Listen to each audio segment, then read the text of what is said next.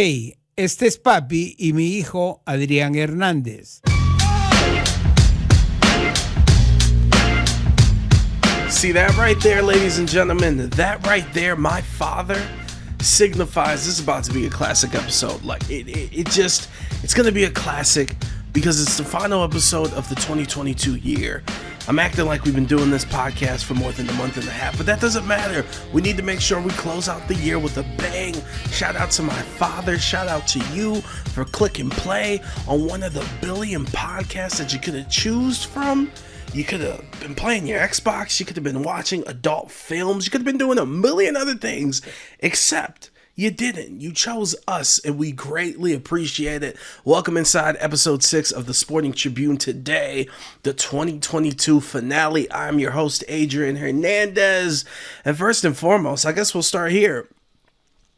Happy holidays to you and yours, whether you were celebrating Christmas, Hanukkah, Kwanzaa, don't celebrate any of those and was just relaxing on the long weekend. We appreciate it, and we hope that you and yours got a restful, exciting, and joyful weekend, man. I'm trying to look at all these Hallmark words, and I think those fit the description perfectly. Super relaxing for me and mine, and it's just being a father, seeing my kid open up his toys, being hyped over an Iron Man Thanos glove and the Legos he got and a Spider-Man pendant necklace he got. It's really, truly the best. And also, we'll wish you right now a happy new year as we close out the year, man.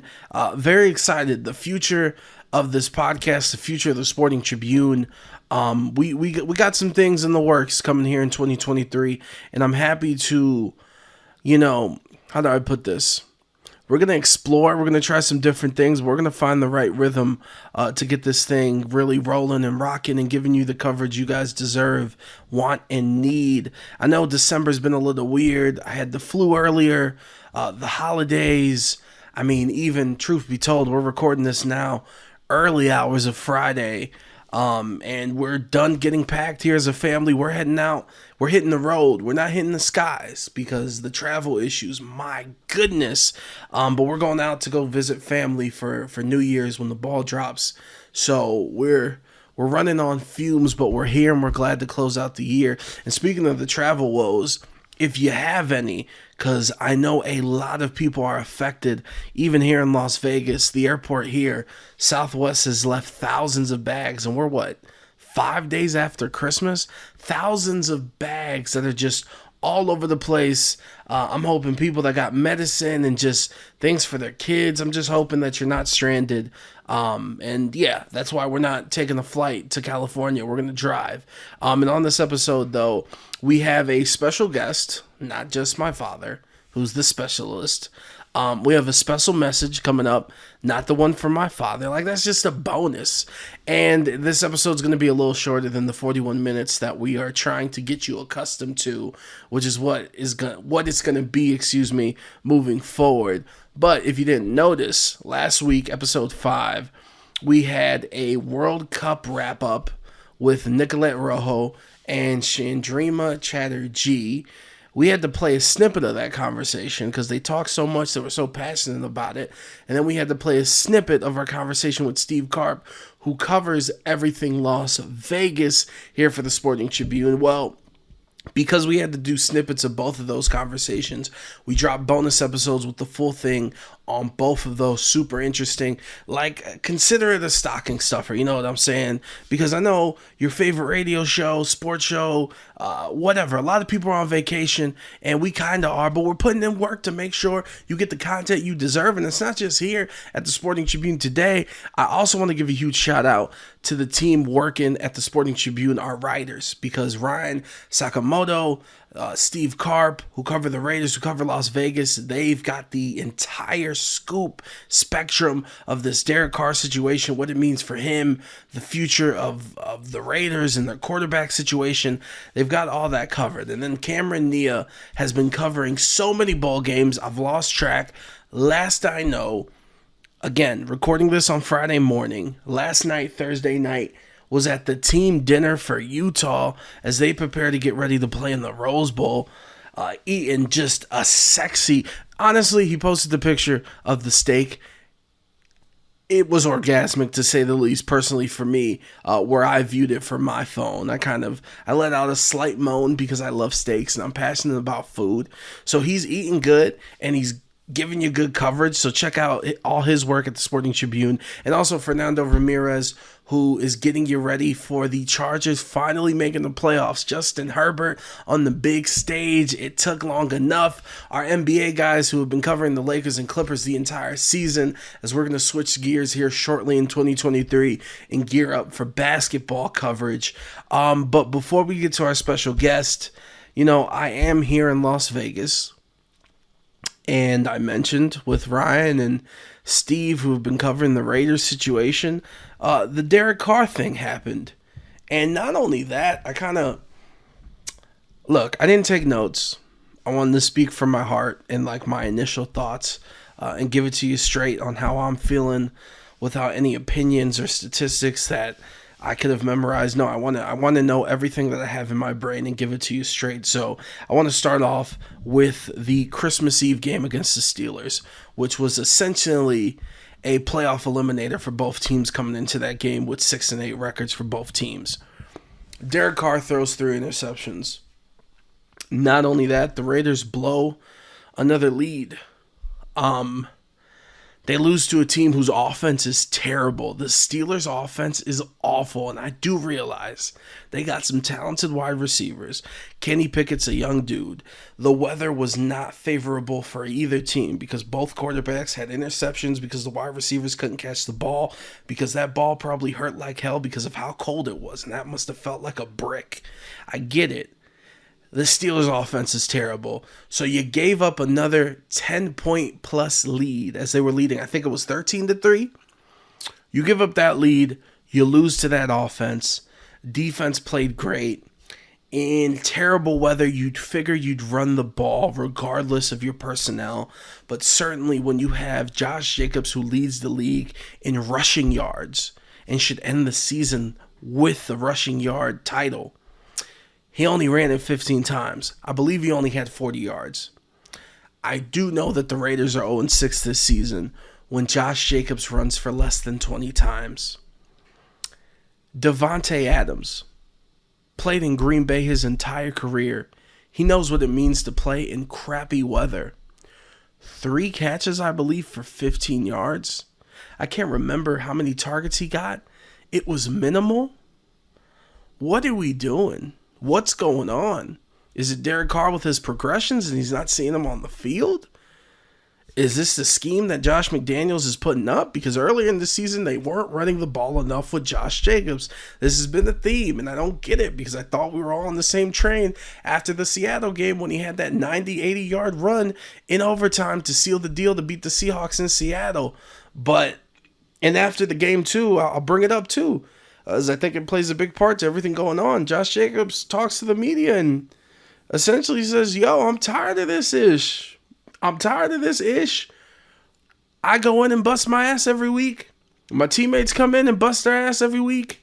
And we still keep getting the same results. And he even said, I've been getting these results for the past 4 years. If you didn't know, the Raiders did not pick up his player option going into this season. He is a free agent. I don't know if the Raiders had enough money, but now I know that Josh Jacobs has no interest in coming back, truthfully. He may love the city, he may love the ties, he's been here for a very long time, but I think this guy's getting frustrated, and how can you blame him after this season and these pieces and these performances, especially from the offense, which leads us into the Derek Carr situation. Initial thoughts. Okay, here we go. First, I thought it was weird that it was announced when it was announced, which was Wednesday. I didn't think logically, like if you're trying to win a game, I didn't think that was a smart move, meaning, sure, you can bench him, maybe. Why not? Who cares? We'll get into the reasons why they benched him, or at least what people believe. But why do you announce it on Wednesday and not Friday? Make the team think that Derek Carr is starting. Try to have some sort of scheme advantage. That's a small part. If you didn't know, Derek Carr has started 91 consecutive games for the Raiders. That is the longest active streak for a quarterback starting on one team by far. That streak ends I do know off the top of my head, Derek Carr has played 9 seasons for the Raiders. He has only missed 3 games in the regular season. So he's going to end his tenure with the Raiders if he does leave this offseason, missing a total of 5 games. Whether you think he sucks or not, that's an incredible stat. On some Iron Man Carl Ripken stuff, that's an incredible stat.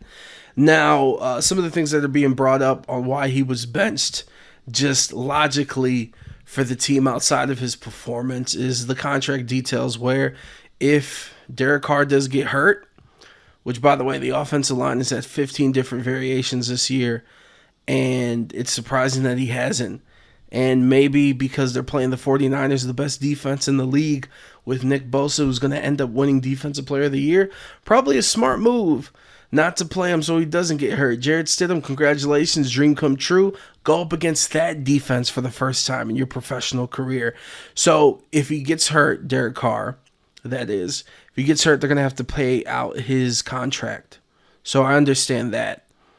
Devontae Adams, which obviously the relationship's been talked about a lot, playing with Derek Carr at Fresno State. And he went to Instagram the night of the decision, so this is Wednesday night, and the first part of the caption of the picture of him and Derek is, "He's the reason I'm a Raider." And you have to think, he came here, Devontae that is, came to Las Vegas to play with his friend, to be closer to his family, to play with his favorite team, to have quarterback stability, and to win.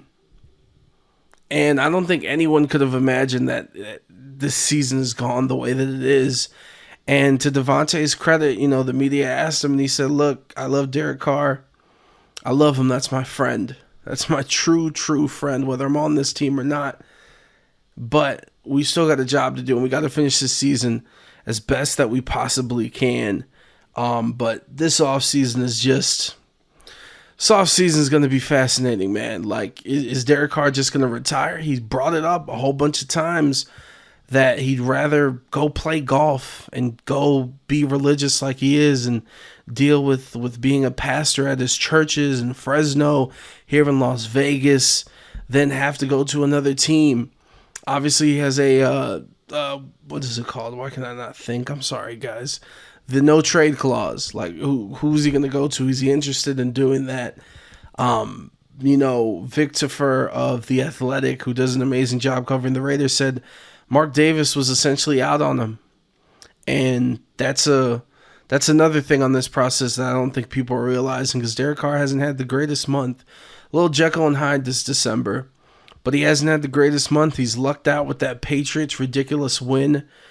The same could be said for the Rams game, but that was more of a scheme issue at the end. Why are you doing that on defense to lose to that team with Baker Mayfield? And still, the offense only put up 16 points without Aaron Donald playing for the Rams. I lost my train of thought. What was I talking about? Oh, that December. I'm sorry, guys. That December just wasn't the greatest month for Derek Carr. The season's been the worst since his rookie season. The completion rating, everything is down. And Mark Davis invests a lot in both of the teams that he owns. This is a new regime, and you have to impress him. And not only that, we're not even going to get into the trade possibilities. A thing I don't think people are talking about too is Darren Waller, who's returned from injury. I don't know the exact snap count versus the Rams, which was the first game that he came back, but versus the Patriots, he only had 21 snaps. And there's been a lot of drama, a lot of issues, some just made up because people like to argue, but others I think are very, very real.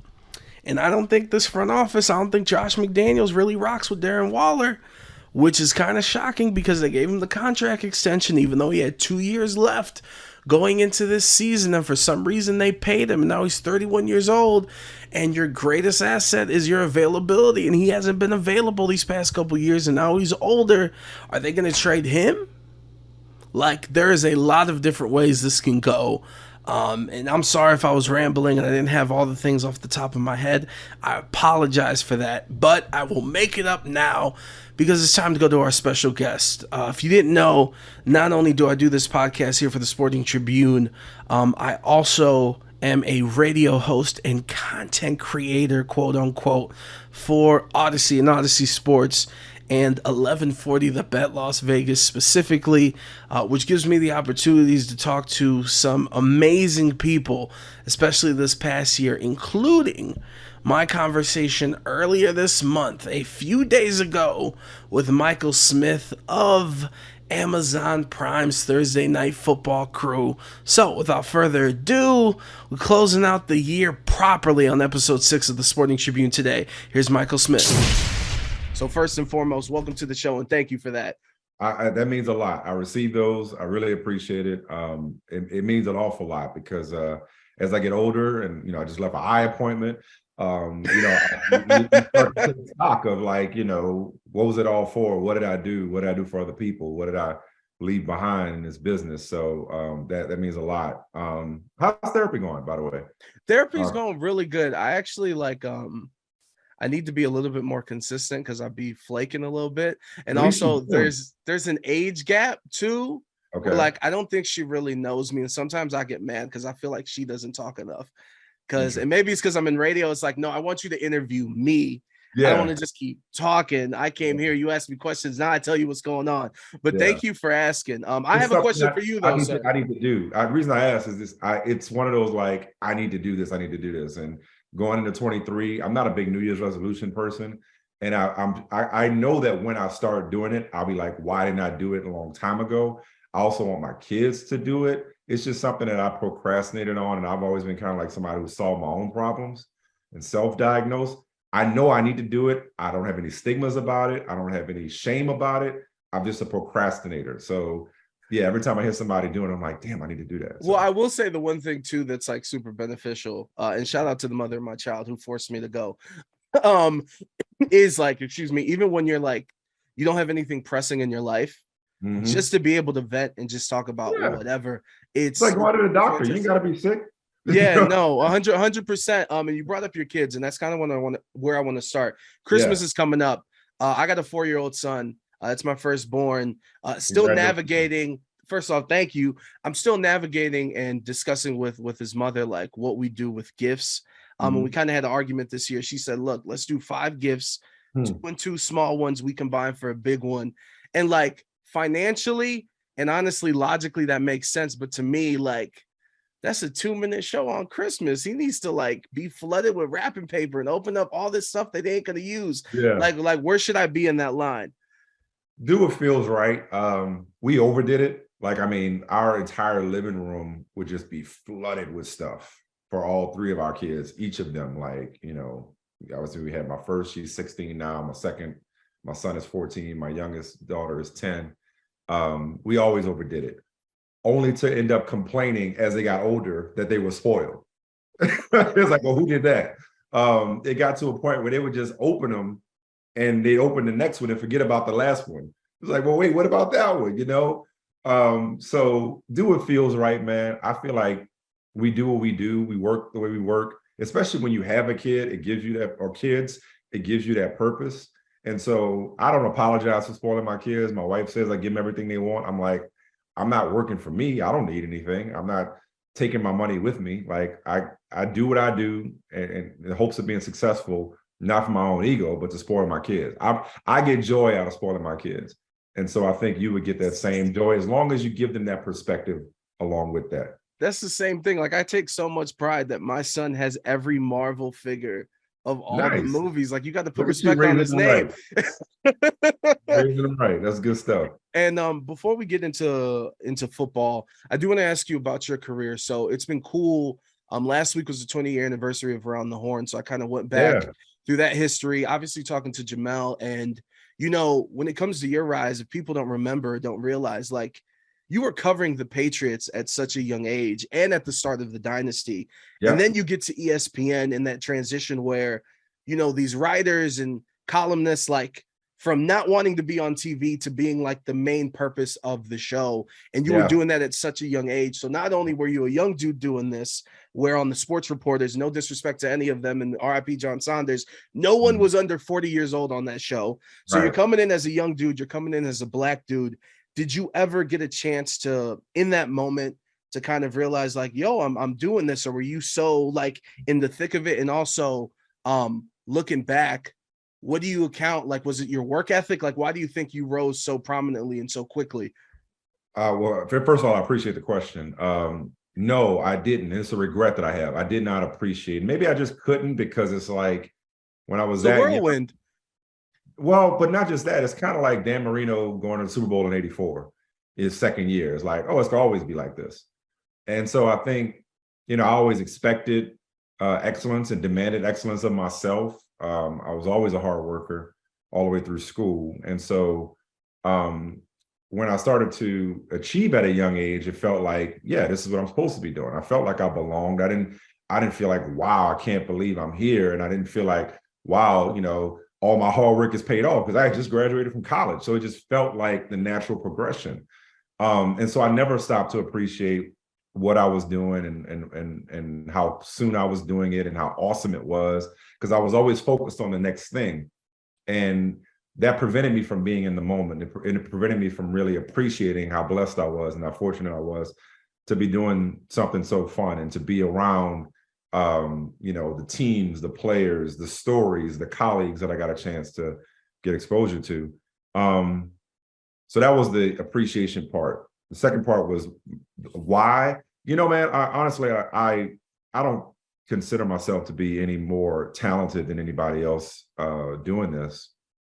I think I had the fortune of being, like I said, in the right place at the right time in New England. The Boston Globe thankfully saw something in me as a college student. I interned there twice, made enough of an impression to work there full time. It was a great place to start a career, great market to work, and great timing. Being around the Patriots brought a lot of exposure.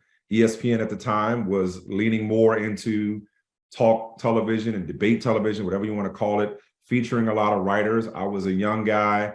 Again, I had people there that saw something in me and poured in me. So I'm appreciative of that, both in terms of colleagues and executives. If I could, though, take credit for one thing, and I think even yesterday I did it,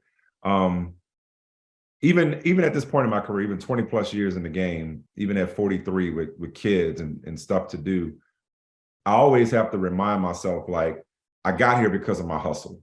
The one thing I was never going to let anybody do better than me was hustle. Like, I was always going to show up. I was going to show up even if I didn't have to show up. Nobody had to tell me to show up. Nobody had to tell me to get on the plane. Nobody had to tell me to get in a car. Nobody had to tell me to get on the phone. I was always going to make sure that nobody outworked me. So, like just yesterday, and again, I'm not asking for credit for this. I'm just pointing out what has allowed me, in my mind, to be successful. And what makes me feel better about myself is just showing up when it would be easy for me to say, no, I don't feel like it and I don't have to. Yesterday, I spent the day at the Jets facility. So did a 2.5, 3 hour drive there, 4 hour drive back with traffic just to be at the Jets facility. I didn't have to do that. And the reason I say I didn't have to do that, it is basic and germane to being a reporter on Amazon Prime Video on Thursday Night Football for Jets Jaguars. But there are ways around me having to make the trip to New York at this point in my career that I didn't have to make that sacrifice. But I got up and I did it because that's all I know how to do. So again, I'm not looking for a cookie for doing what I'm supposed to do, to quote Chris Rock. You're supposed to raise your kids. You're supposed to take care of your kids, Like, no, I'm saying my hustle and my drive and my commitment is what I think is my superpower.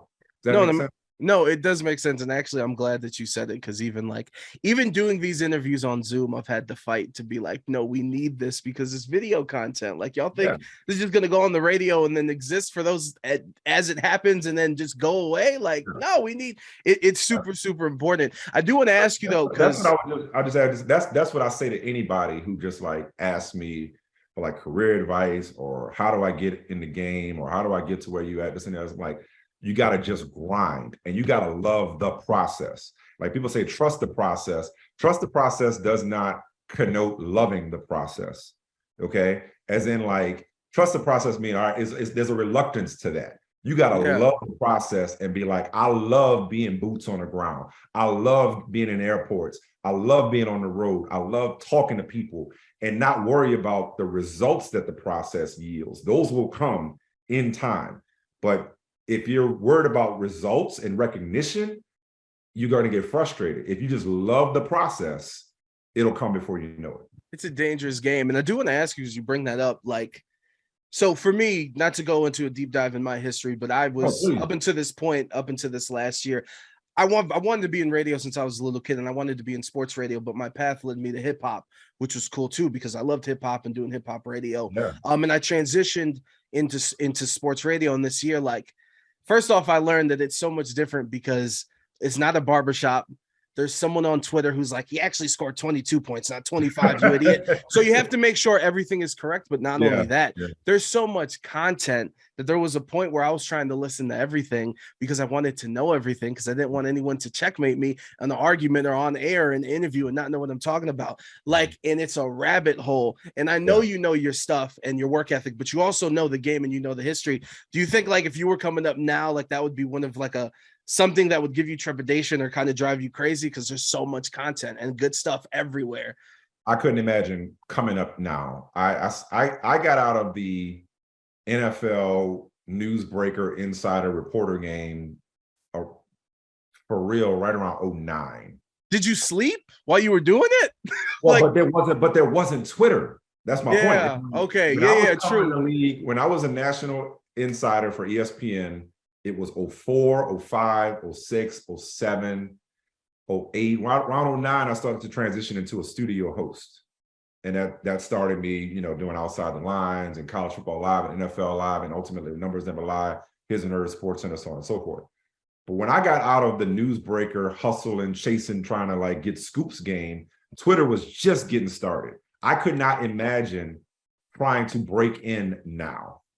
The thought of it stresses me out because the level of the amount of competition that's out there, the amount of experts that's out there. And that's another reason why I don't, like, look at me and my rise and my journey as like, oh, it's just because I was so good. It's like, nah, man, there's a lot of people that could do this on a high level that know a lot more about me, a lot more than me, I beg your pardon, about the game, about the history, or smarter.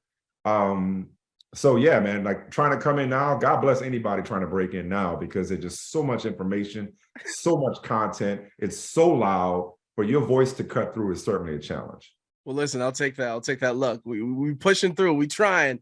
Let's get into some football. And obviously, Patriots Raider, the ending was crazy. But before we get into that, I just, from an overall sense, what do you think of the Raiders this season and the new regime, and obviously the expectations that haven't been met with this team fully loaded with talent? Yeah, I'll tell you what, man. I'm not quite eating my words, but they're on a plate in front of me, and they're still kind of lukewarm. Forgot which disappointing loss. I don't know if it was the Saints shutout, Jacksonville, which in hindsight doesn't look as bad given how Jacksonville looks lately, or it might have been after they lost to the Colts and Jeff Saturday. And at that point, I was just like, look, man, Josh McDaniels may be a really good coordinator. He may just be a really good coordinator who happened to be with the greatest quarterback of all time. That's okay. There's no shame in that. And I said that was after he lost to Jeff Saturday in Jeff Saturday's first game. I'm like, that's okay. Not everybody's cut out to be a head coach. Then, after Derek Carr cries at the podium, it sounded like Elvis too, right? You sounded like Elvis, right? Right. But then it starts to turn.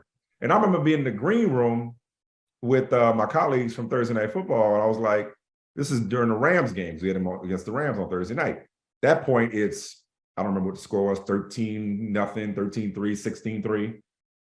I'm like, man, how much credit does Josh McDaniels deserve? Because this team could have easily just gone in the tank. And to a man, whether it was Gonzalez, whether it was Sherm, whether it was Fitz, whether it was Whitworth, none. I was like, okay. I was like, but you know what? He keeping it afloat. Sure enough, Baker Mayfield happens. And I'm like, gee whiz, like, just when I want to kind of like give a guy's credit, that happens. Well, to go from losing to a first-time coach who just came from the broadcast industry, to a quarterback who had 2 days of preparation. And now, look, it was an all-time blunder by the Patriots, but damn it, they won. Maybe I'm just inclined to think maybe he just needs more time. Like, maybe especially Patience. I'm not a big Patience. I'm not a big patience preacher. I'm not. And especially after last year, when you had Rich Bisaccia get them to the playoffs under the most adverse circumstances that any team has faced in one season imaginable. Maybe him and Dave Ziegler just got to get the roster right. Maybe it's a matter of people learning his system offensively. And this is also just a crazy freaking year. I mean, I know Jeff Saturday isn't the best comp, but they just blew a 33-0 lead. A Bill Belichick team just had the biggest brain cramp of all time. I'd like to see how they finish this year before I render judgment on Josh McDaniels as Raiders coach. We know what he wasn't as a Broncos coach. Of course, he turned down the Colts job. I'd like to give him more patience and more grace than I typically do and we typically do. Because look, I mean, it might be a disaster this week against Pittsburgh. You know what I mean? It could easily be a disaster against Pittsburgh. And if you ask me this next week, I'll be like, man, I don't know. He hasn't had his chance yet to put his full stamp on his team. So that's not a sexy answer, but let's wait and see. Logic on sports radio. We're breaking the mold. I love to see it. I will say, and for you, like I said earlier, covering the Patriots from the start of their dynasty, for once, how did it feel watching them play like they were the Lions or the Browns on that last play of the game? That was so weird, man. That was I would say that's probably the lowest moment in the last 2 decades. I mean, the Miami loss a couple of years ago when they had Gronk back there and Kenyon Drake ran past him was a blunder, but I think they went on to win the Super Bowl, if I'm not mistaken, that year. They looked like a poorly coached team, and I've never thought to say that, let alone actually said it, that they look like a poorly coached team. They looked like a bunch of dudes that just went rogue. Like, they never looked like not only did they not know what to do, but that they hadn't been told what to do until then. They looked like A, why you running the play? Just take a knee. B, why are you handing it off? Because that play is like, okay, you just padding stats. C, felt like, and I don't know, maybe he's explained it, I haven't seen it. Ramondre Stevenson just decided, okay, let's see what we can pull off here. And then Jacoby Myers is like, yeah, sure, okay, I'm down. Mac Jones needs to make that tackle though, right? Like, yeah, right. He takes the brunt of it. Like, if Mac Jones wants to cuss somebody out, he's been cussing out Matt Patricia all year. He could be cussing out Ramondre and Jacoby. Like, dog, I'm on a poster because of you. Y'all got this dude living out his fantasy of roughing the passer with no flag. Chandler Jones is like the patron saint of defensive players now because he gets to mush somebody in the ground, mush a quarterback in the ground, thanks to you fools deciding that this ain't a tie game, but we got to somehow score a touchdown on this play. One of the worst moments I've ever seen by any NFL team, let alone a team that its brand is do your job. Its brand is being smarter than everybody else. That was so off brand. I never would have imagined the Patriots would pull some stuff like that. Yeah, it was absolutely ridiculous. Michael Smith joining us here on 1140 The Bet. I know you got to get out of here, so very quickly. Oh, I'm good, man. All right, perfect. So I wanted to do this because a lot of people around here at the station don't think I do research. And for this next question, they think I'm like Kyler Murray with Call of Duty, but I went through some Mike Tomlin press conferences because they're so amazing. Yeah. And I have 1, 2, 3, 4. I have 5 quotes here, and I don't want you to speak for him, but I kind of do. I want you to assess and explain what you think he meant when he said this. So we'll start off with this. Oh, that's good. I've known Mike T since he was a DB coach in Tampa. All right, this is that's perfect. Another one. You want to talk about career real quick? Because I'm just in this mode now, man. I'm like this OG mode. I gotta give people examples of like what hustle does, right? And again, I was already employed. I was at a place at the Boston Globe at the time that spends money. So set all that aside. I met Tony Dungy. I went to Indianapolis to cover the Colts. Maybe it was Patriots Colts. I don't know what it was. Met Tony Dungy, who was very welcoming and very helpful. He told me, you know what you need to do? You need to go down to Tampa and you need to meet this guy, Mike Tomlin. Okay. I was like, all right, cool. So I got on a plane, went to Tampa with one purpose in mind. That was to meet Mike Tomlin. And we sat in what they used to call a shed. It was like a weight room area at the bus. He gave me some time. We struck up a relationship. Look where he is now. You know what I'm saying? It's like, so a lot of it is just like doing stuff and planting seeds that you may or may not ever see fruit from, but you just gotta like, it all adds up in the end. So I just want to tell that story. No, I love that gem. I love that gem. So first quote, nobody's got a bunch of car seats in their back seat. Nobody's got a bunch of car seats in their back seat. Like, I guess we're not a bunch of babies, we're a bunch of grown men.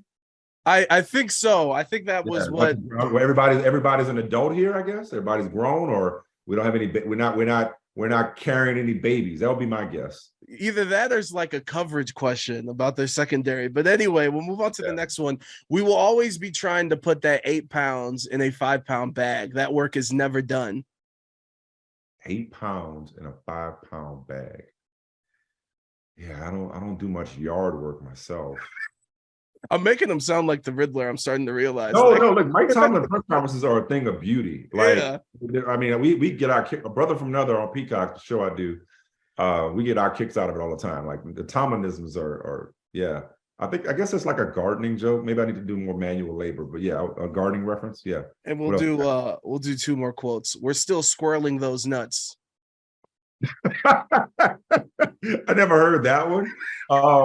I guess that means we're still working on that. We're still gathering information. That is correct. That according to this website that I got, my MikeTomlinQuotes.com told me. And then last website one devoted to this.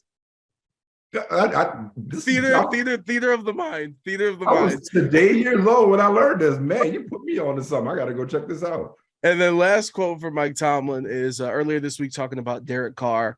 He called him a rhythm decision maker. How do you assess that? What does that mean? Rhythm decision maker. When things are going well, when he's not disrupted, when he's not under pressure, when the pocket is clean, and you give him time, he can make good decisions. When there's chaos around him, his decision making can be effective.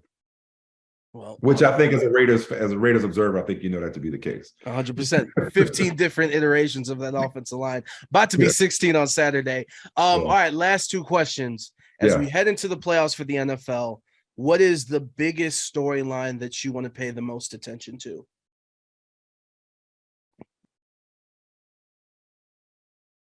Well, the field hasn't quite been finalized, so teams like the Lions, of course, could get in, which would be an amazing story. I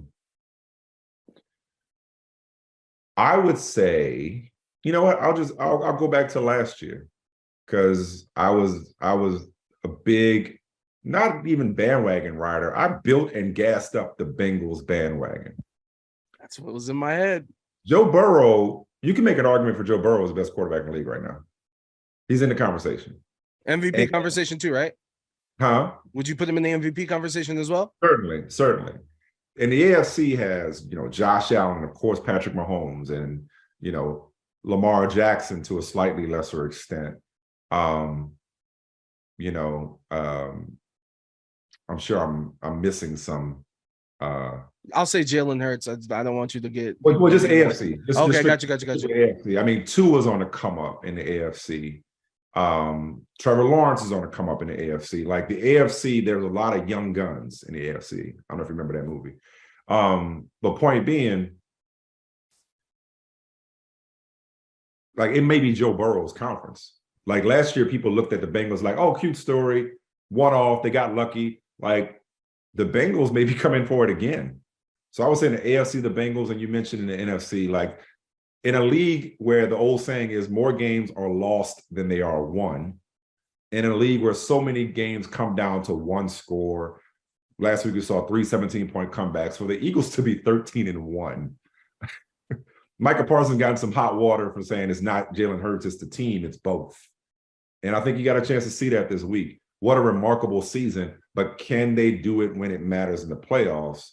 Because San Francisco right now would be my pick to come out of the NFC, even with a third-string rookie quarterback. Crazy. But Philadelphia, I think, is going to be the story going into the postseason. That man is a blueprint on how to do it right in the sports media landscape. Shout out to Michael Smith for joining us. Glad I could play this on the final episode of the Sporting Tribune Today of 2022 as we close out episode 6. I got less than 45 seconds, so here we go. Be sure to follow me at Adrian Radio 93 on Twitter, at Heavyweight Radio on Instagram, at Adrian LV on TikTok. I apologize that they're all not the same one to make it as easy as possible, but for the Sporting Tribune, be sure to follow us at the Sporting Trib, Instagram, Twitter, what am I forgetting? Instagram, Twitter, TikTok. Subscribe to us on YouTube. I'm getting nervous. I feel like the ball's about to drop, okay? So for everyone here, it has been a pleasure. It has been an honor to get to entertain and bring some insight to all you guys and everyone that listens. Have a wonderful new year, and we leave you with a message from the Jefe here at the Sporting Tribune Today. Talk to you next year. Hey, it's Arash Markazi. I wanted to thank you all for tuning in to the Sporting Tribune today and supporting everything that we're doing here at the Sporting Tribune. It's been an amazing journey so far here to close out 2022. Excited to have you guys along for the ride in 2023. So I wanted to wish you a very happy new year and excited to let you guys know what we have in store. We have a lot in store coming up in 2023, so please stay tuned.